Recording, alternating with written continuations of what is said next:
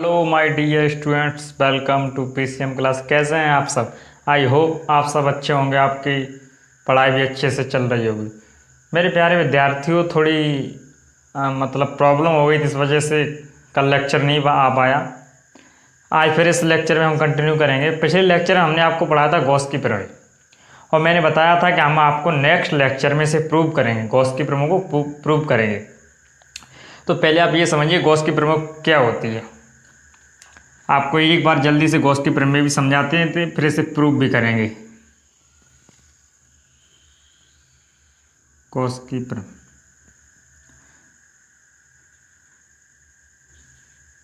बिंदु पर plus Q आवेश रखा है, इस पूरी पृष्ठ को मान लेंगे हम ए या एस, आप कुछ ही मान लें, कोई दिक्कत वाली बात नहीं है। तो पहले समझिए गॉस की प्रमेय होती है क्या।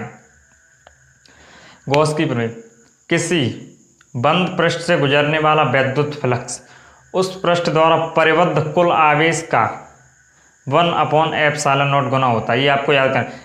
किसी बंद पृष्ठ से गुजरने वाला वैद्युत फ्लक्स उस पृष्ठ द्वारा, ये मैंने आपको वैद्युत फ्लक्स या और कुछ बताया होगा तो बात एक ही होती है। तो अब बिल्कुल आसान भाषा में समझिए, किसी बंद पृष्ठ से गुजरने वाला वैद्युत फ्लक्स उस पृष्ठ द्वारा परिबद्ध कुल आवेश का 1/ε0 गुना होते हैं। यानी कि हमें क्या प्रूव करना है आज, इधर लिखेंगे प्रूफ। आज हमें प्रूव करना है फाई इक्वल टू 1/Q/ε0। आज हमें क्या प्रूव करना है, फाई इक्वल टू Q/ε0। चलिए, तो इसे प्रूव करने के लिए हम इसका चित्र बनाते हैं।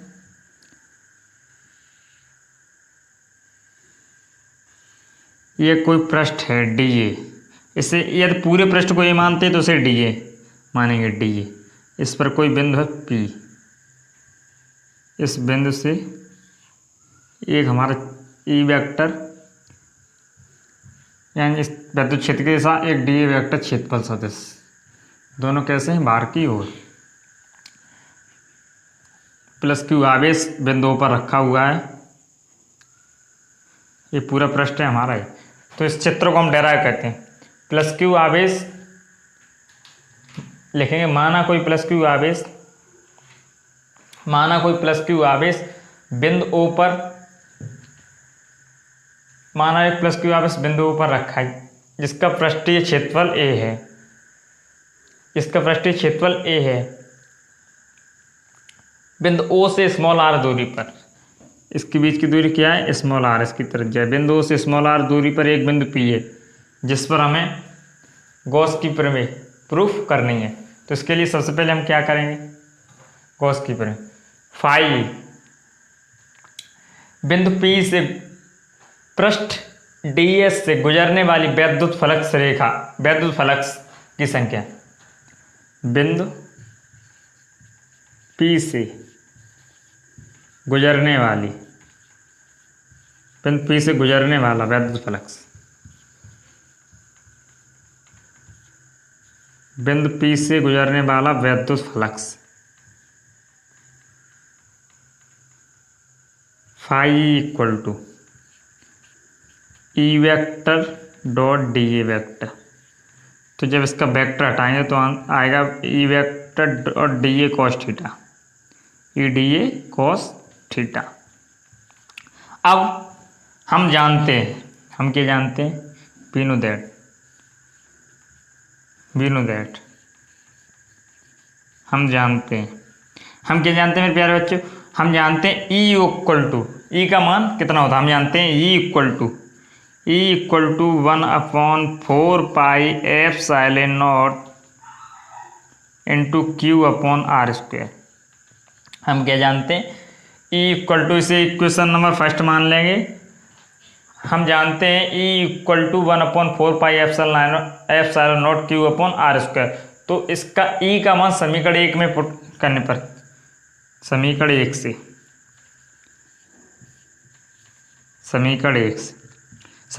से E की वैल्यू पुट करेंगे तो आएगा फाई E इक्वल टू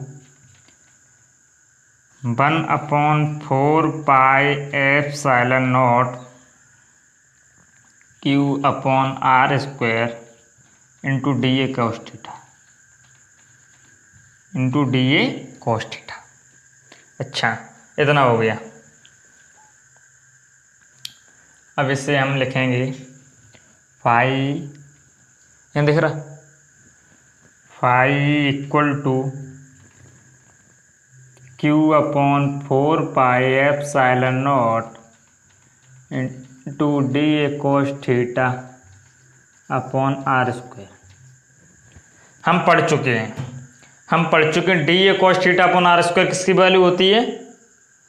पिछले लेक्चर हम पढ़ चुके हैं D A cos theta upon are square किसकी वैल्यू होती है, या फिर D S cos theta upon are square, कुछ ही पढ़ा होगा।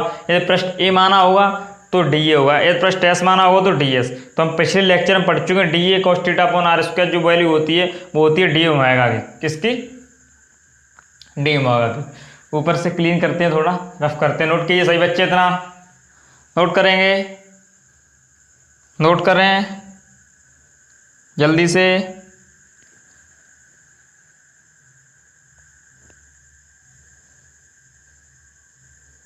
नोट करें सही बच्चे, नोट करें जल्दी से।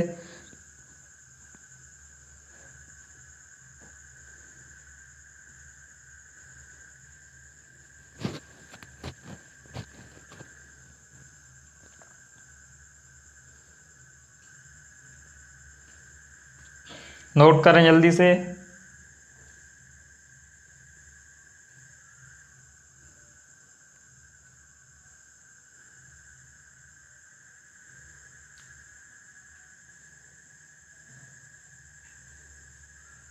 नोट कर लिया सभी ने, नोट कर लिया। चलिए ऊपर से अब साफ करते हैं। हमें सिद्ध क्या करना है, phi equal to Q upon epsilon naught. चलिए, अच्छा हम जानते हैं कि ये डी ओमेगा, ये वैल्यू किसकी होती है, डी ओमेगा की। तो लिखेंगे phi equal to Q upon 4 pi epsilon naught into D A cos theta. D omega equal to होता है D A cos theta upon are square. तो यहाँ क्या रख देंगे हम, डी ओमेगा। हम क्या रख देंगे यहाँ, डी ओमेगा। तो फाई, अब जो ये है ये एक छोटे पृष्ठ के कारण है, जो डी ओमेगा कोण है ये छोटे पृष्ठ के कारण है। यदि हम पूरे पृष्ठ ए के कारण ज्ञात करें तो इसका क्या कर देंगे, समाकलन। तो इसका क्या कर देंगे, समाकलन। तो phi equal to Q upon 4 pi epsilon naught into समाकलन डी ओमेगा। मतलब एक छोटे पृष्ठ के छोटा इतना छोटा समाकलन, मतलब छोटी छोटी, समाकलन का मतलब होता है छोटी छोटी संख्याओं को जोड़ना। समाकलन का मतलब क्या होता है, छोटी छोटी संख्याओं को जोड़ना। तो हम इसका मेरे प्यारे बच्चों पहले ये छोटे अंश के कारण, जो हमने ये पहले लिया है डी ए कोष्टी छोटे अंश के कारण लिख लेंगे, ये संपूर्ण पृष्ठ के कारण, संपूर्ण, चलिए साफ करके लिख देता हूँ, संपूर्ण पृष्ठ के कारण। ये तो है एक छोटे संपूर्ण पृष्ठ के कारण, संपूर्ण पृष्ठ के कारण। संपूर्ण पृष्ठ के कारण क्या करेंगे, संपूर्ण पृष्ठ के कारण हम डी ओमेगा है कोई हमारा छोटा पृष्ठ जो हमने मांगना है, तो हम उसका समाकलन कर देंगे। यहाँ जो हमारा डी ओमेगा मांगना है तो उसका हम समाकलन कर देंगे। चलिए करते हैं समाकलन। Phi equal to Q upon 4 pi epsilon naught समाकलन डी ओमेगा,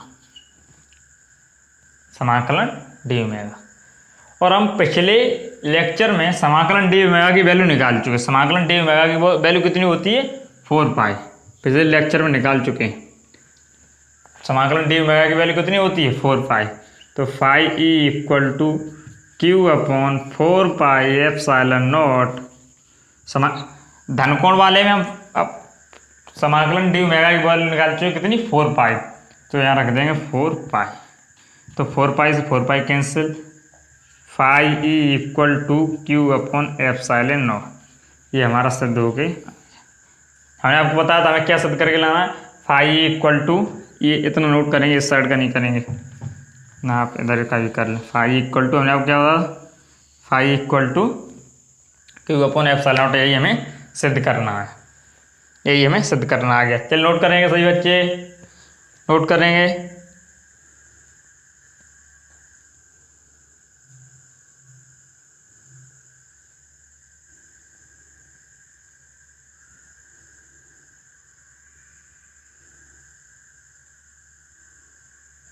अब कुछ बच्चे सोच रहे होंगे कि हमने इसका डायरेक्ट कर दिया।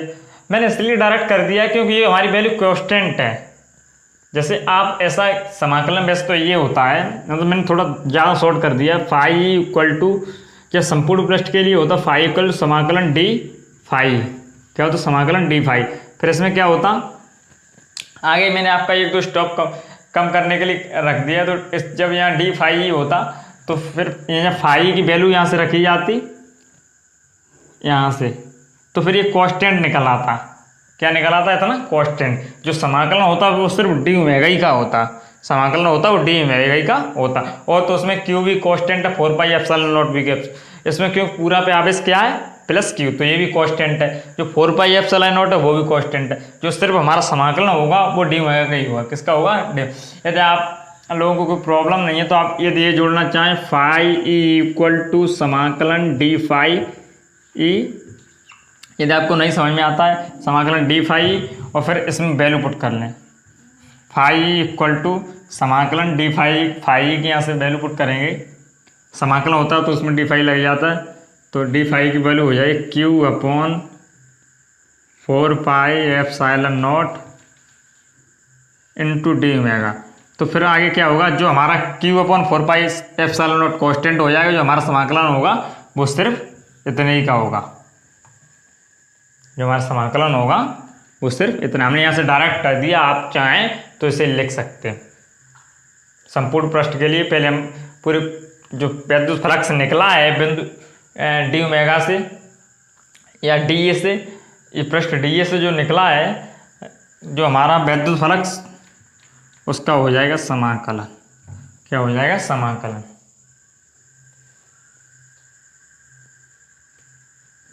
चलिए नोट करें, नोट करें सही बच्चे। फिर इसी में एक छोटा सा और इम्पोर्टेंट पढ़ाते हैं, जो किसी मतलब बुक्स में मतलब बोर्ड में पूछा नहीं जाएगा। यदि 1 नंबर का पूछ लिया जाता है तो आप उसे लिख सकते हैं। इसी में एक कंडीशन है इसकी, गॉस के प्रमेय की। चलिए साफ कर दें। चलिए, वेरी गुड। देखिए इसमें एक कंडीशन ये है, यदि हमारा जो प्लस क्यू आवेश है, जो हमारा प्लस क्यू आवेश है, जो अभी बंद पृष्ठ के अंदर रखा हुआ है, यदि वो बंद पृष्ठ के बाहर रखा हो दूसरे पृष्ठ पे, जो हमारा प्लस क्यू आवेश है, ये तो पृष्ठ हमारा ए था तो यही रहेगा, ये हमारा है जो वो यहाँ हो प्लस क्यू आवेश, ये जो हमारा प्लस क्यू आवेश है वो कहाँ हो, यहाँ।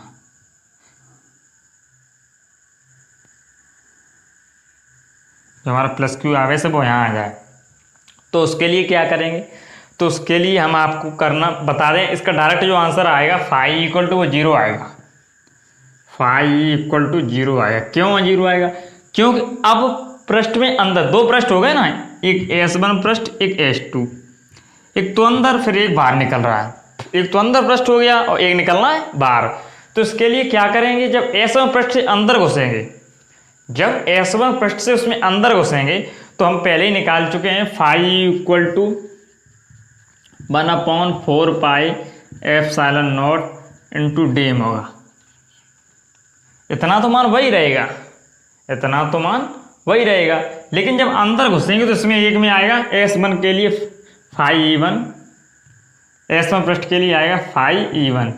तो फाई जो E1 आएगा उसमें माइनस लगेगा, और फाई E2 जब प्लस बाहर निकलेंगे, जब इससे बाहर निकलेंगे तो वो वाला प्लस आएगा। उसके आगे क्या लगता है, फाई E2 के लिए आएगा plus 1/4 pi epsilon naught into D होगा।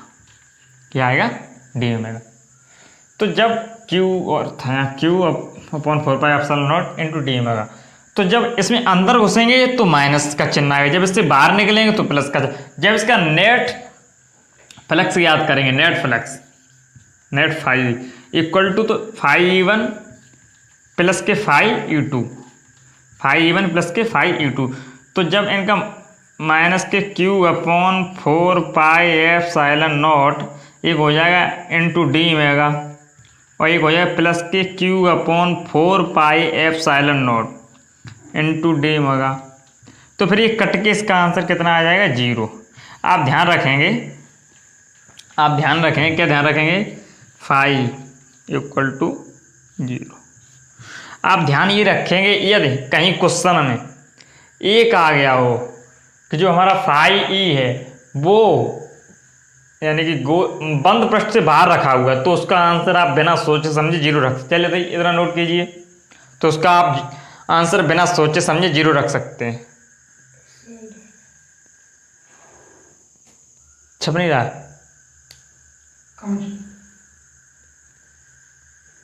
चलिए बच्चों, तो आप इसे छाप लीजिए, हम तब तक अंक डाल लेते हैं अपने मार्क।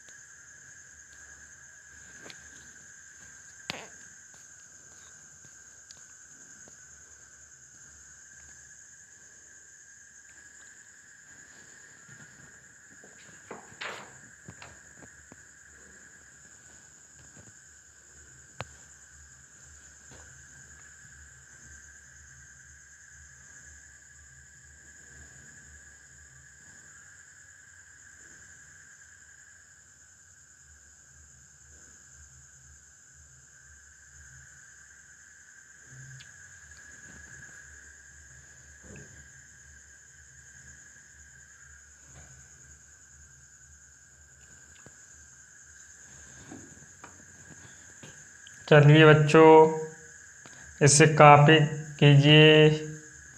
फिर आगे बढ़ते हैं गॉस की प्रमेय, गॉस के अनुप्रयोग, गॉस की प्रमेय के अनुप्रयोग, applications of Gauss law, Gauss की प्रमेय के अनुप्रयोग। चलिए छापें जल्दी छापें। चलिए, गॉस की प्रमेय क्या पढ़ेंगे हम? आप गॉस की प्रमेय के अनुप्रयोग क्या पढ़ेंगे? गॉस की प्रमेय। अब ज़्यादा आपका ये लेक्चर फ्रेंड्स की ओर है, ज़्यादा 1-2 लेक्चर और होगा, उसके बाद ये लेक्चर आपका, ये चैप्टर आपका फिनिश है। ज़्यादा 1-2 चैप्टर और लगेगा। तो हेडलाइन गॉस की प्रमेय के अनुप्रयोग, गॉस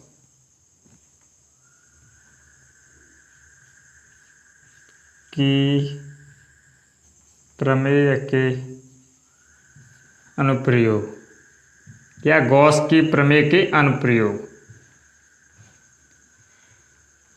क्या हेडिंग? गॉस की प्रमेय के अनुप्रयोग में वैसे बहुत तरीके हैं किस क्वेश्चन को कराने के, लेकिन जो मुझे अच्छा लगा और जो सबसे सरल, जो स्टूडेंट्स के समझ में आया, वैसे हम 2-3 तरीके से करा सकते हैं, लेकिन सबसे इजी तरीका है वो हम आपको बता रहे हैं। इसकी गॉस की प्रमेय के जब अनुप्रयोग हल करें तो उसमें 2-3 बात रखें। पहली बात, आवेश का ध्यान रखेंगे। इसमें 2 प्रकार का आवेश आएगा। यदि रेखीय है तो उसके लिए आएगा lambda equal to Q upon है, ये रेखीय आवेश घनत्व के लिए, और ये small sigma equal to Q upon है। इसमें जो आवेश है उसके लिए ध्यान रखेंगे 2 प्रकार का आवेश घनत्व मिलेगा हमें, एक लैम्बडा, एक स्मॉल सिग्मा। ये होगा वो किसके लिए होगा? रेखीय के लिए। ये होगा वो आयताकार घनत्व आवेश, आयताकार घनत्व के लिए। ये होगा आयताकार के लिए, ये होगा लैम्बडा होगा, और रेखीय के लिए होगा। या फिर ऐसा समझिए, जहाँ Q अपॉन L दिखाई दे वहाँ सीधा लैम्बडा पुट करेंगे, जहाँ Q अपॉन A दिखाई दे वहाँ क्या करें? स्मॉल सिग्मा पुट करें, पहली बात।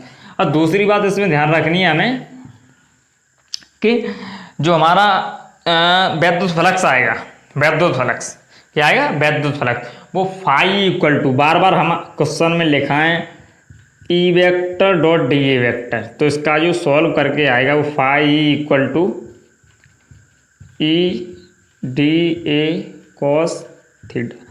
जो हमारा वैद्युत फ्लक्स आएगा वो क्या आएगा, phi equal to E D A cos theta. फिर उसमें जो कोण थीटा चेंज होते रहेंगे तो उसमें थीटा की जगह 0 और थीटा की जगह हम 19 पुट कर लेंगे, उसमें कोई दिक्कत परेशानी वाली बात नहीं है। अब जो थर्ड चीज आएगी वो इसमें जो गॉस की प्रमेय में तो है, तो इसके लिए phi equal to Q upon epsilon naught, phi equal to Q upon epsilon naught.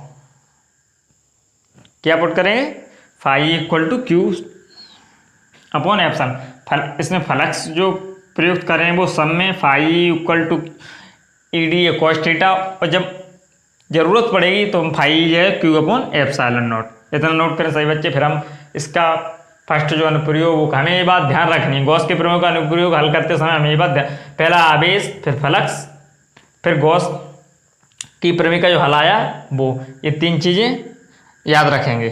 चलिए इतना छापिए, नोट करें जल्दी। थोड़ा आगे क्वेश्चन की ओर बढ़ते हैं।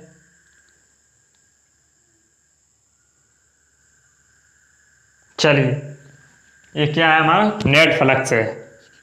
ये क्या है हमारा net flux, phi equal to E D A cos theta. चलिए ये हमारा नेट फ्लक्स हुआ। तो अब बढ़ते हैं, ये बात हमें ध्यान रखनी है, गॉस के प्रयोग अनुप्रयोग को हर करते हुए ये बात हमें ध्यान रखनी है। चलिए अब पहुँचते हैं पहले जो अनुप्रयोग है वो है अनंत, मतलब 12th की उसमें तो बहुत बड़ी हेडिंग लिखी जाती है, अनंत लंबाई की एक बेलन का पता नहीं क्या क्या होती है, मतलब और लेकिन हम उससे लिखेंगे अनंत लंबाई का एक बेलन है, उसमें पता नहीं क्या आवेश फावेश वितरण, लेकिन हम लिखेंगे वो है सरल रेखीय चालक, सरल रेखीय चालक। हम क्या लिखेंगे, सरल रेखीय चालक, क्या लिखेंगे, सरल रेखीय चालक। एप्लीकेशन ऑफ गॉस लॉ में पहला है अनुप्रयोग सरल रेखीय चालक, यानी कि एक ये बेलन है, नहीं बड़ा बनाना पड़ेगा इसे। कैसा बनाते हैं बच्चों, थोड़ा इसे बड़ा बनाते हैं।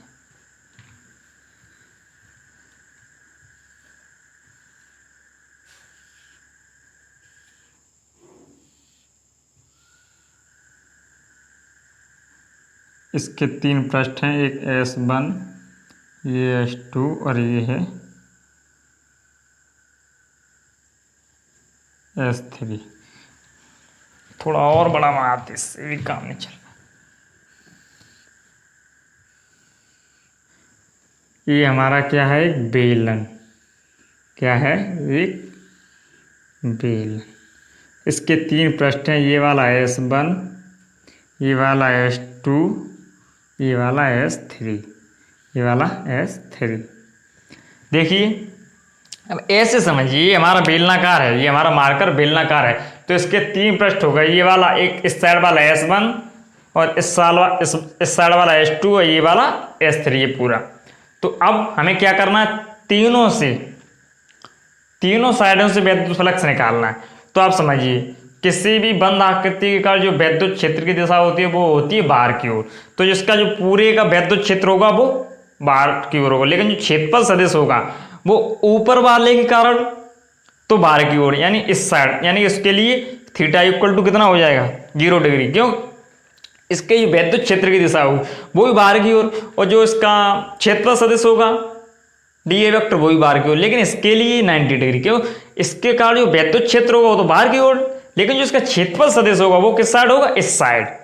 ऐसा इसके लिए होगा, जो इसका जो क्षेत्रफल सदिश होगा डी ए वेक्टर वो तो इस साइड में होगा, लेकिन जो उसकी वैद्युत क्षेत्र की तीव्रता ई वो इस साइड में होगी। तो इसके लिए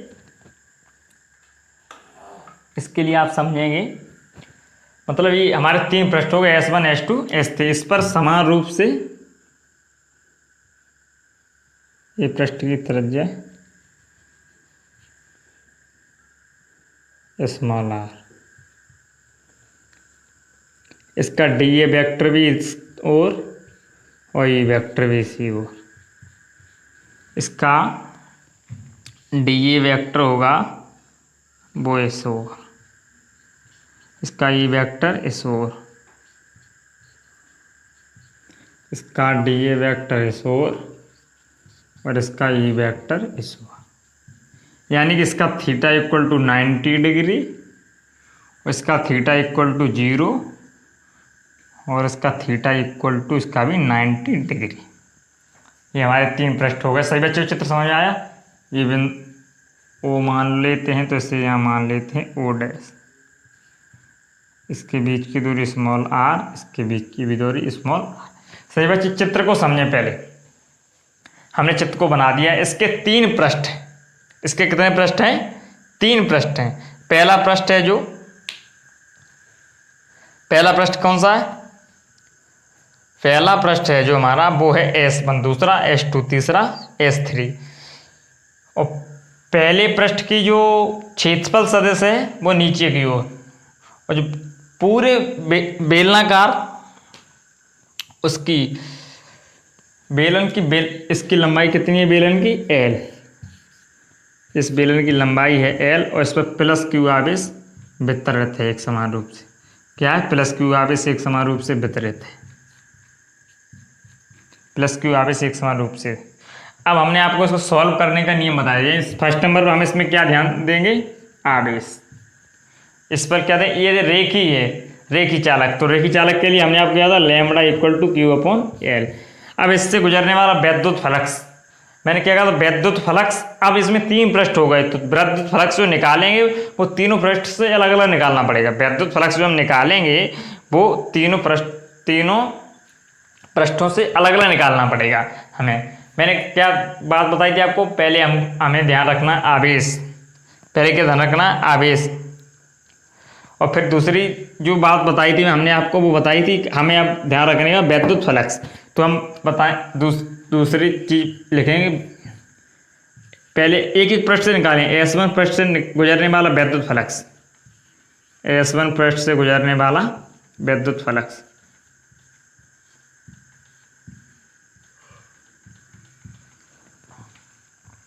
वैद्युत फ्लक्स। मैंने आपको बताया था वैद्युत फ्लक्स, आपको परेशानी नहीं होनी चाहिए, इस वजह से मैंने आपको पहले ही बता दिया था कि जो वैद्युत हमारा फ्लक्स होता है phi equal to E D A cos theta, E D A cos theta. तो इसमें क्या करना है? इस S1 पृष्ठ के लिए, S1 पृष्ठ हमारा ये, तो इसमें थीटा कितना है? 90 डिग्री। तो ई डी ए कॉस 19 का मान कितना होता है? बताएं सब बच्चे, कॉस 19 का मान कितना होता है? उस कॉस 19 का मान होता है 0। कॉस 19 का मान कितना होता है? 0। सॉरी, हाँ, कॉस 19 का मान 0 होता है। क्यों? तो ये कितना हो गया हमारा? पूरा 0। S1 पृष्ठ के कारण हमारा फाई कितना हो गया? 0। इसी प्रकार S2 पृष्ठ के कारण S2 में 90 डिग्री का कोण है। इसी प्रकार S2 पृष्ठ से गुजरने वाला वैद्युत, थ्योरी आप लिख लें, S2 पृष्ठ से गुजरने वाला वैद्युत फ्लक्स, S2 पृष्ठ से गुजरने वाला वैद्युत फ्लक्स, S2 पृष्ठ से गुजरने वाला वैद्युत फ्लक्स, S2 पृष्ठ से गुजरने वाला वैद्युत फ्लक्स है वो भी phi equal to E D A cos theta. इसमें हमारा कॉस का मान कितना है? 90 डिग्री। जब 90 डिग्री है तो ये भी हमारा कितना हो जाएगा? 0। ई डी ए कॉस 90, तो phi E equal to 0। Phi E equal to कितना हो गया? 0। S2 पृष्ठ से निकलने वाला वैद्युत फ्लक्स भी हमारा कितना हो गया? 0। अब हम चलेंगे S3 पृष्ठ की ओर। किसकी ओर? S3 पृष्ठ की ओर। चलो इतना सही बच्चे नोट करें।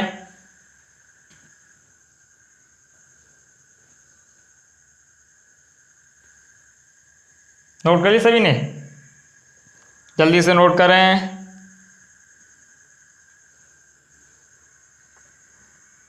नोट करें। चलिए,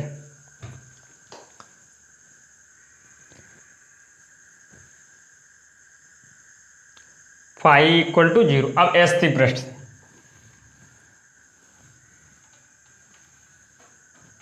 क्या, S3 पृष्ठ से। अब थर्ड नंबर पर S3 पृष्ठ से, S3 पृष्ठ से निकलने वाला वैद्युत फ्लक्स, S3 पृष्ठ से निकलने वाला या गुजरने वाला वैद्युत flux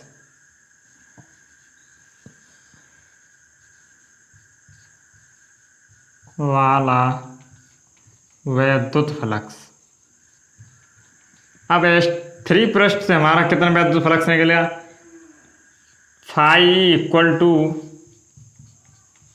E D A cos theta, E D A cos, S3 पृष्ठ पर कॉस थीटा का मान कितना है, 0, कॉस 0, तो ई डी ए कॉस 0 का मान कितना होता है 1, तो ये कितना होगा फाई ई, यानी S3 पृष्ठ का फाई कितना हो गया 0। तो अब नेट फ्लक्स कितना होगा, अब तीनों पृष्ठ, अब नेट फ्लक्स निकालेंगे। नेट फ्लक्स जो हो जाएगा, नेट फ्लक्स से आपका होगा फाई E1, E1 E2, इसे E1 इसे E2 इसे E3, पृष्ठ S1 से मान लेंगे E1 वैद्युत फ्लक्स, फाई E2 और फाई E3, तो नेट फ्लक्स हो जाएगा आपका फाई E1 प्लस के फाई E2 प्लस के फाई E3, कितना हो जाएगा फाई E1। नीचे का सही बच्चों ने कॉपी कर लिया, साफ करने जा रहे हैं, चलो phi E1 phi E2 phi E3। तो जब फाई E1 का कितना निकला था 0, E2 का कितना निकला था 0, फाई E3 आवाज नहीं करे कोई, फाई 3, तो E3 का कितना आया था, E3 का ये लिखा है E D A, phi E3 का कितना आया था ई डी ए, तो E इंटू डी ए। अब जो हमारा इस पृष्ठीय क्षेत्रफल यानी बेलन का पृष्ठीय क्षेत्रफल कितना होता है बताइए, phi equal to phi net, phi equal to बेलन का क्षेत्रफल आपको पता होना चाहिए, बेलन का जो क्षेत्रफल होता है वो होता है 2 पाई आर एल, क्या होता है 2 पाई, बेलन का पृष्ठीय क्षेत्रफल क्या होता है 2 pi are L, E into 2 pi are l.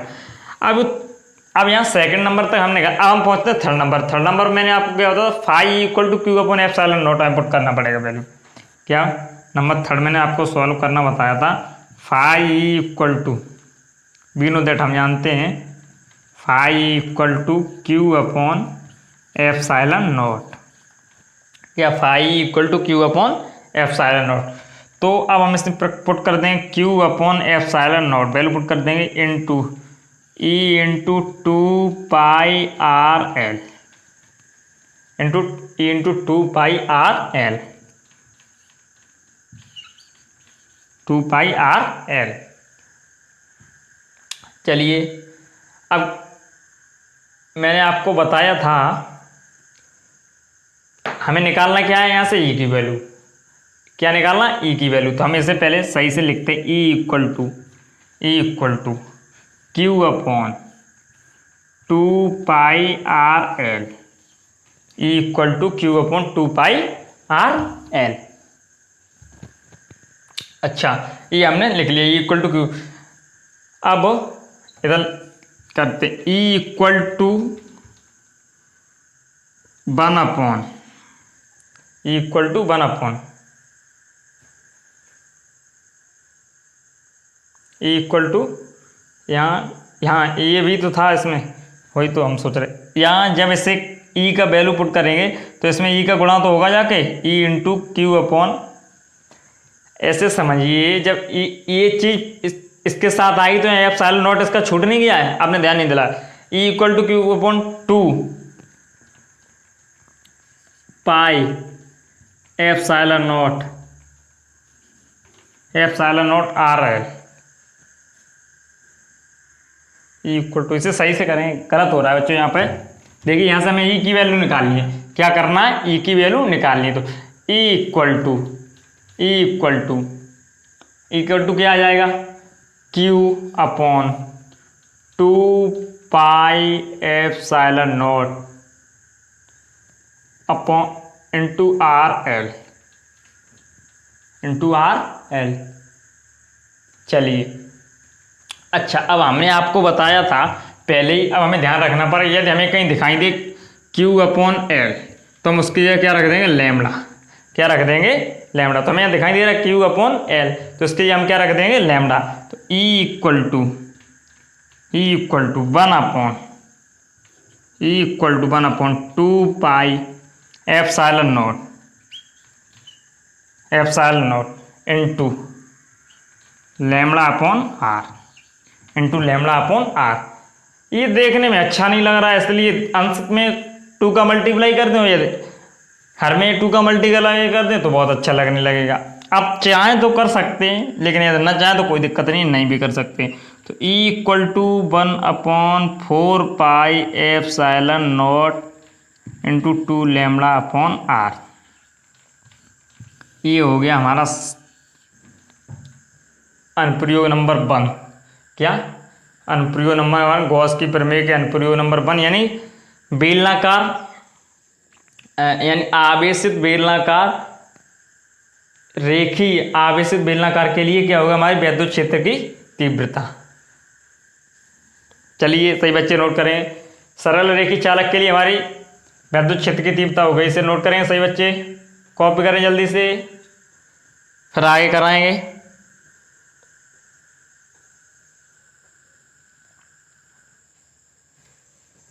चलिए इसे कॉपी करिए।